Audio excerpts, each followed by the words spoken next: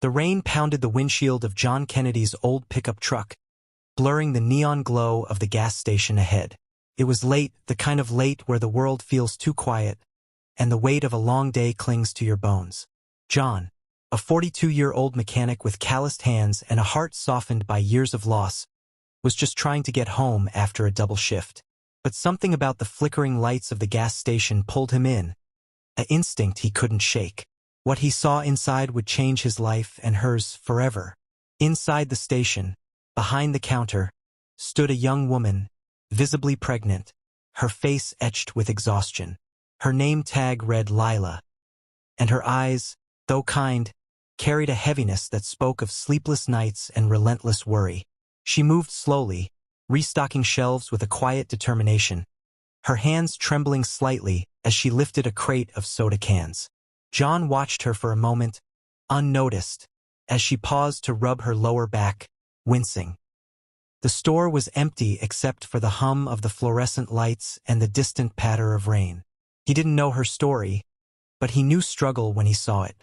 It was a look he'd worn himself years ago, when life had taken more from him than he thought he could bear. John's own story wasn't one he shared often. He'd been a father once, to a little girl named Emily, whose laughter used to fill his small apartment. But a car accident had stolen her and his wife, Sarah, 6 years ago. Since then, John had lived quietly, fixing cars, helping neighbors, and keeping his grief tucked away like an old photograph. Seeing Lila, though, stirred something in him. A memory of Sarah working late shifts while pregnant with Emily, her stubborn pride refusing to let her slow down. He couldn't walk away. Not tonight.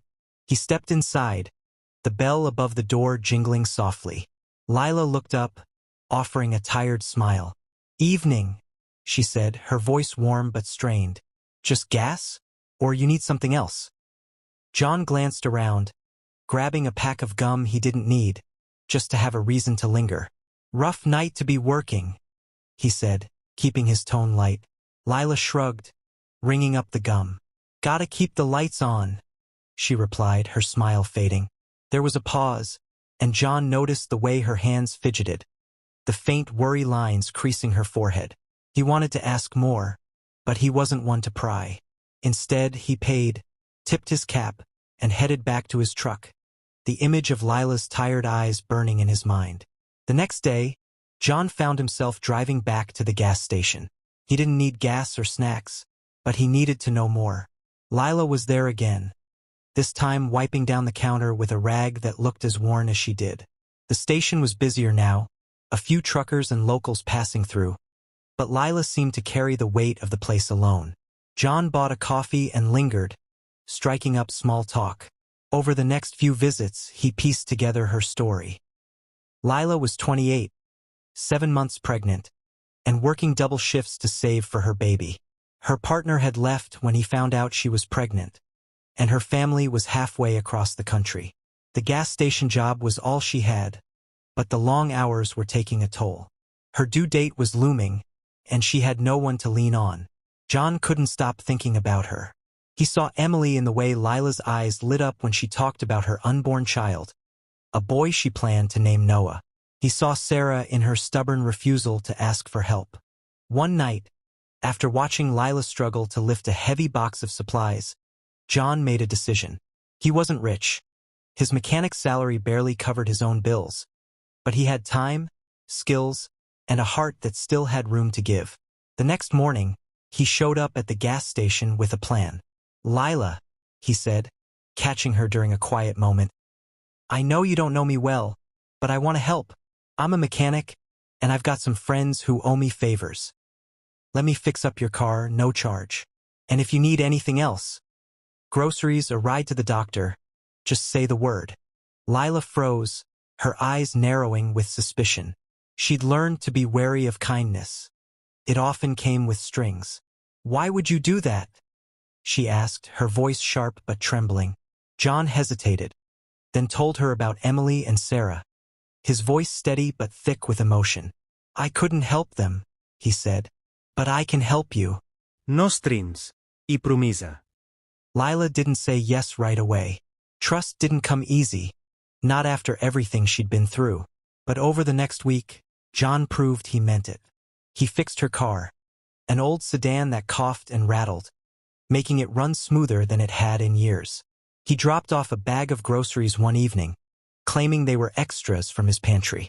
He even started showing up at the gas station during her shifts, helping with small tasks when her boss wasn't looking. Slowly, Lila's guard came down. She started to talk more, sharing her fears about raising Noah alone, about the hospital bills piling up, about the crib she couldn't afford. John listened, never pushing but always there. The real challenge came when Lila's boss, a gruff man named Carl, cut her hours. The gas station wasn't making enough, he said, and he couldn't afford to keep her on full-time. Lila was devastated. She needed every penny for Noah, and now she was barely scraping by. When John heard, he felt a familiar ache, the kind that came from watching life kick someone who was already down. He couldn't fix everything, but he could do something. He rallied his friends from the auto shop, a tight-knit group who'd known him through his darkest days. Together, they came up with a plan. John and his friends started spreading the word about Lila's situation, careful not to embarrass her. They organized a community fundraiser, calling it a Baby Noah Drive. They set up a donation box at the shop, posted flyers around town, and even got a local diner to pitch in with a charity breakfast. John worked tirelessly, using his lunch breaks to talk to local businesses, asking for small donations or gift cards. He didn't expect much. Times were tough for everyone, but the response floored him. The town, small and weathered as it was, showed up. People who barely knew Lila dropped off diapers, baby clothes, even handwritten notes of encouragement. The diner's breakfast sold out, raising enough to cover Lila's rent for 2 months. When John presented Lila with the donations, she broke down. It was a quiet moment, just the two of them in the gas station's back room, surrounded by boxes of baby supplies. "I don't know how to thank you," she whispered, tears streaming down her face. John just shook his head. "You don't have to," he said. "This is what people do when they see someone fighting as hard as you are." For the first time in months, Lila felt a flicker of hope, like maybe she and Noah could make it after all. The story didn't end there. Lila gave birth to a healthy boy, Noah, a few weeks later. John was there, not in the delivery room, but waiting in the hospital lobby with a stuffed bear and a nervous smile. He became a kind of honorary uncle, checking in on Lila and Noah, teaching her how to change a tire and later how to soothe a fussy baby. The gas station job eventually gave way to a better one, thanks to a recommendation from one of John's friends. Lila never forgot what he did, and neither did the town. John's quiet act of kindness had rippled outward, reminding everyone that even in hard times, a single gesture can light up the darkest days. Years later, John would sit on his porch, watching the sunset, and think about Lila and Noah. He'd smile, knowing he'd found a way to honor Emily and Sarah, not by dwelling on what he'd lost, but by giving to someone who needed it. The world hadn't been kind to either of them, but together, they'd made it a little brighter. And that, he thought, was enough.